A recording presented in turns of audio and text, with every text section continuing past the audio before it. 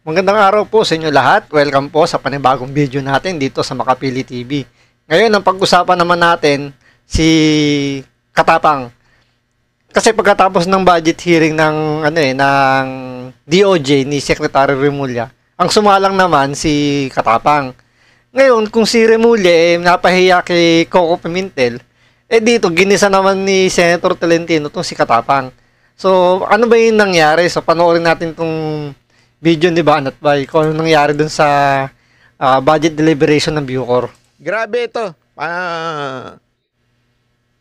Kasama ho sa Senate hearing kaganina. Ito hong question kay Katapang. Alam mo, pagkatapos kinwestiyon si Remulla, ito naman si Senator Tolentino, kinwestiyon si Katapang. But I will now devote some questions to Bucor. General Katapang, ilang araw din po tayong paikot-ikot doon sa maximum security compound. Narating natin yung mga kitchen, kung saan-saan tayo nakapunta ron.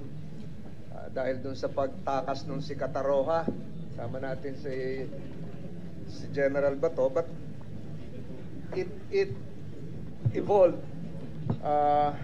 that apparently kulang po yung budget ng ating mga PDLs. 70 pesos ang meal allowance per day. Tama po. Ito, pakinggan nyo, may obserbahan nyo kung paano kino-corner ni Senator Tolentino itong si Katapang. Kasi dito yung mga galawan ni Senator Tolentino, maganda eh. Parang magbibitaw siya ng tanong, ang sagot pang corner. 'Di ba? Panoorin niyo rito. Maganda yung mga tanong dito ni Senator Tolentino eh. Ba yun? Yes, Mr. Chair, Your Honor.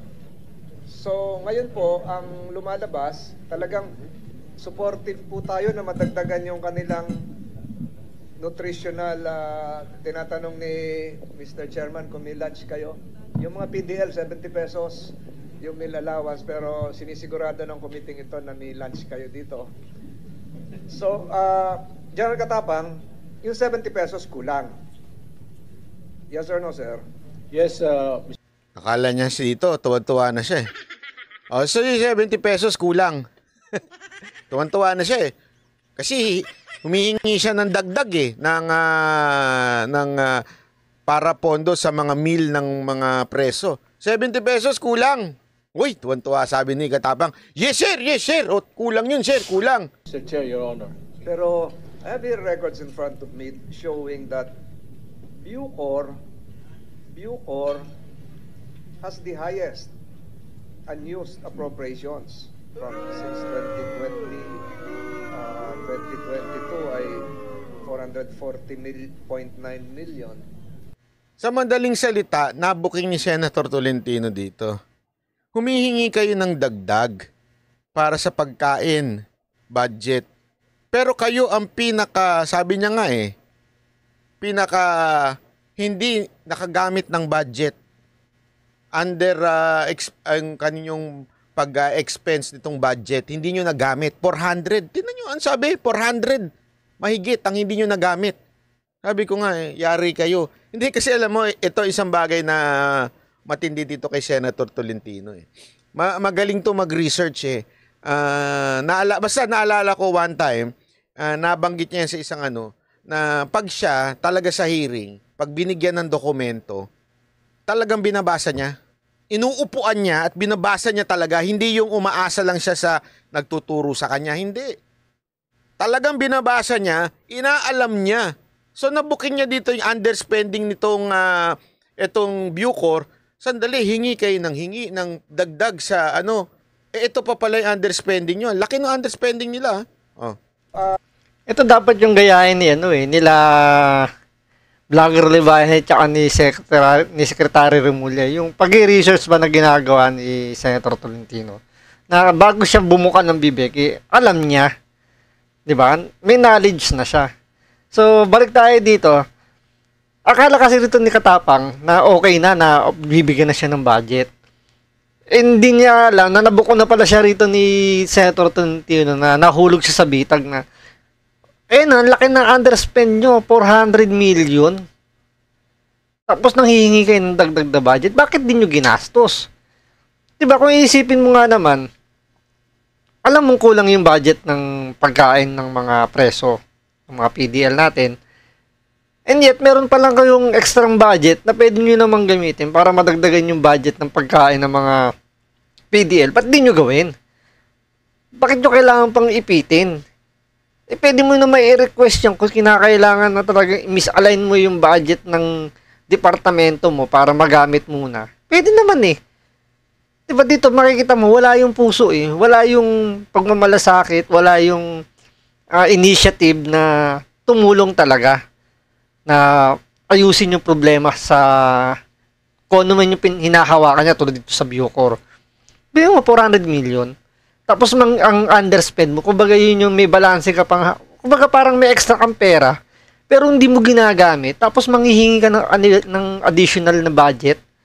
Di ba parang, hindi mo ba ginagamit yung isip mo na, teka lang, may sobra akong pera rito, ba't hindi nilang yung gamitin na pandagdag sa budget do sa pagkain ng mga PDL? Di ba? Tapos manghihingi ka. So parang, ano ba? Andiyan ka ba para, ano lang, ano ba yun? Parang, gumamit ka naman ng konting utak. Dati kang sundalo. So, alam mo naman dapat siguro yung kalakaran na dyan. Diba? Nag-ano ka na nga kay Pinoy eh. Diba? Naging chief of staff ka niya. So, sigurado naman ako may basic knowledge ka na dyan sa paghawak ng mga ganyang mga budget. General Katapang, yung 70 pesos kulang. Yes or no, sir? Yes, Mr. Chair, Your Honor. Pero I have here records in front of me showing that Bucor has the highest unused appropriations since 2020, 2022 ay 440.9 million. 400, oh. Sabihin na natin, round up na lang natin, 400 million ang underspending nila. Pasensya ka na, Katapang. Yung mga senador na katulad ni Senator Tolentino, talagang abogado yan. Yayaring ka niyan. Hindi biro yan. Yan o ay taong matalino at hindi lang basta-basta humihirit yan. Kaya nga, alam mo, actually, napabilib ako ni Coco Pimentel, although iba yung kanyang opposition siya, it's still abogado kasi. Kaya tuloy, alam mo yun, natanong niya si DOJ Secretary. Ito rin, isa pang abogado si Tolentino. Nagre-research pa. Humihingi kayo ng dagdag, tapos underspending nyo naman pala 400 million pa mahigit. 'Di ba? So, alam nyo, sana talaga, ako kaya natutuwa ako sa mga ganitong senador, sana manatili yung mga ganitong senador sa ating bayan kasi importante rin. May mga importanteng kailangan natin ng mga pambaruga ng mga senador. Kailangan natin yun. Pero, importante rin meron tayong mga ganitong mga matatalino na senador, abogado, at hindi bias. Okay? Dito kasi, hindi naman niya iniipit si Katapang. Pero sinasabi lang niya, sandali, humihingi kayo ng dagdag, pero ang dami niyong hindi pa nagagamit. Diba? So, sana manatili yung mga ganitong senador. So, bakit to ganon? You're attempting to ask Congress to increase your food allowance, pero ang baba ho nung gastos nyo. Hindi ho nagagastos ng yung nabibigay sa inyong budget. That's the reason for this.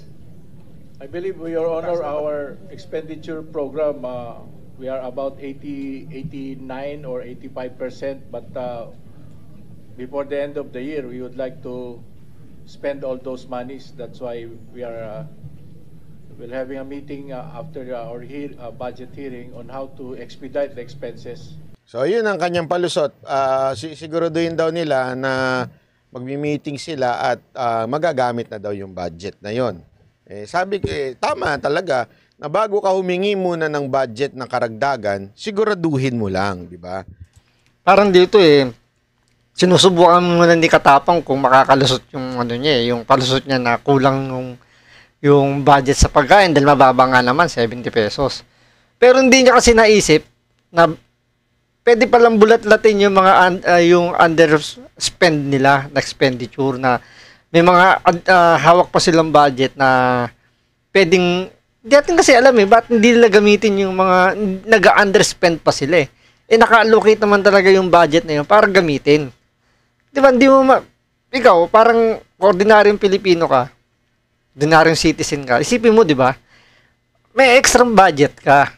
Pinayagan kang gamitin yung perang yan. Pero bakit mo iipitin?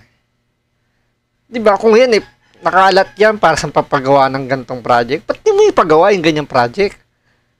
Kung hindi man, pwede mo na, alam mo naman kulang sa pagkain, di align mo na lang yung budget doon, i-request mo, gumawa ka lang ng request, magtanong ka, ano bang pwedeng gawin dito para ma-increase yung, may align nyo lang yung budget ng pagkain, madagdagan to. Di ba? Parang, napakasimple lang naman ng solusyon sa problema niyang kulang sa budget sa pagkain. Samantala, meron pala siyang additional na budget pwedeng gamitin doon. Manghihingi ka pa ng additional. So, yan, nayari ka ngayon ni Senator Tolentino.